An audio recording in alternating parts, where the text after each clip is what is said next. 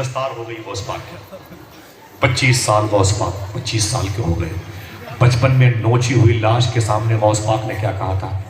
اگر عاشق بننے میں دشواریوں کا سامنا زیادہ کرنا پڑتا ہے تو عبد القادر، ہاں تو بڑھا کے بتاؤ، عبد القادر عاشق بن کے دکھائے گا. آج نکلا ہے شیخ عبد القادر عاشق بننے کے لیے. اب نکلے ہیں غوث پاک عاشق بننے کے لیے. 25 سال 18 سال ماں کی گود میں، 7 سال تک جامعہ نظامیہ میں. اب 25 سال عمر ہو گئی تو کہاں گئے؟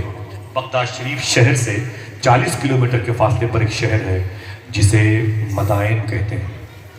کیا کہتے ہیں؟ اونچی بولے. مدائن کہتے ہیں. وہاں ایک صحابی کی مزار شریف ہے. میں نام لوں گا تو آپ نہیں بولو گے سبحان اللہ، لیکن اگر یہ بتاؤں گا کہ یہ وہ صحابی ہیں جن کے بارے میں حضور نے فرمایا تھا کہ دنیا والے جنت کو ڈھونڈتے ہیں، جنت میرے سلمان فارسی کو ڈھونڈتی ہے. آپ ضرور سبحان اللہ.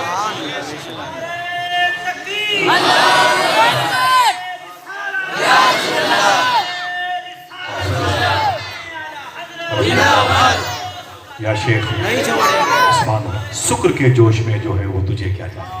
خضر کے ہوش سے پوچھے کوئی رتبہ تیرا. جہاں سرکمان فارسی لیٹے ہوئے ان کے بغل میں یہ مشائخ جاتے ہیں.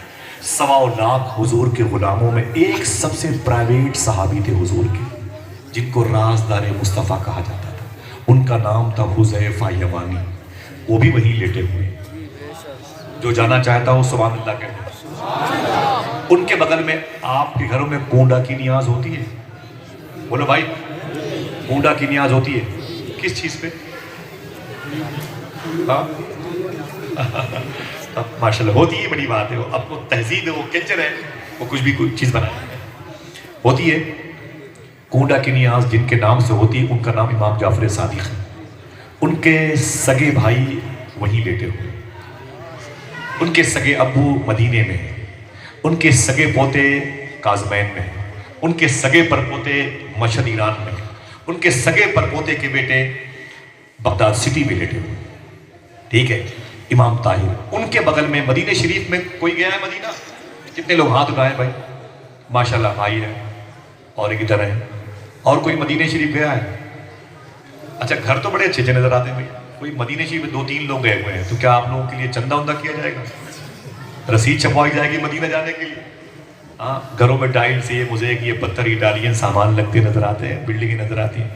مدینہ شریف نہیں دیکھا بھائی. افسوس کی بات ہے، مجھے تکلیف ہوتی ہے، بہت تکلیف ہوتی ہے. مسلمانوں کو حضور سے ملنے کا جذبہ نہیں رہا. حضور تمہارا انتظار کرتے ہیں. ہاں حضور تمہارا انتظار کرتے ہیں. کیا بتاؤں. دعا کرو اللہ سب کو دربار مصطفیٰ کی حاضری کی توفیق مل جائے. اللہ اکبر. یہ جذبہ پیدا ہو. کبھی آؤں گا تو پھر مدینے کی بات کروں گا انشاءاللہ. مجھے لگ رہا ہے جب میں آؤں گا تب آپ نہیں آئیں گے.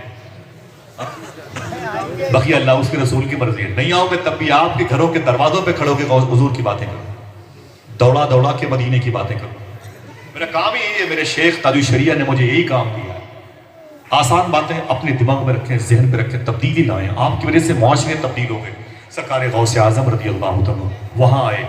مدینہ شریف پہ پرانی مچھلی کی مارکیٹ ہے جسے سوق سمق قدیم کہتے ہیں.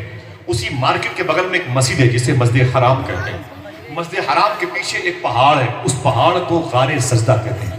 جس پہاڑ پر حضور نے 3 دن جبریل کے کہنے پر میں نے آپ کی امت کو جہنم میں دیکھا. حضور روئے تھے.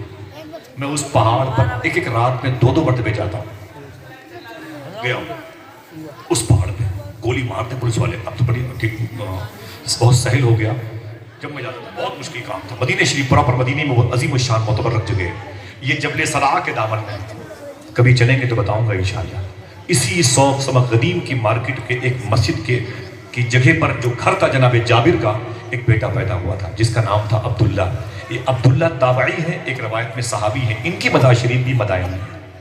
4 عظیم الشان بزرگوں کی مزارات مدائن ہے. انہی کے قریب میں کسرا کا محل ہے جو حضور کی پیدائش پر جس کی دیواریں پھٹ گئی تھی. اگر پڑھے لکھے ہو واقعی ہو ہے مجھے یقین ہے تو اسی مدائن کے بزرگوں کی مزارات سے 1.5-2 کلومیٹر کے فاصلے پر نہر دجلہ کا یہ وہی بیلٹ ہے ظفر بھائی جہاں پر مسلمانوں نے حضور کے غلاموں نے اپنے گھوڑے اس پار سے اس پار لے جانے کے لیے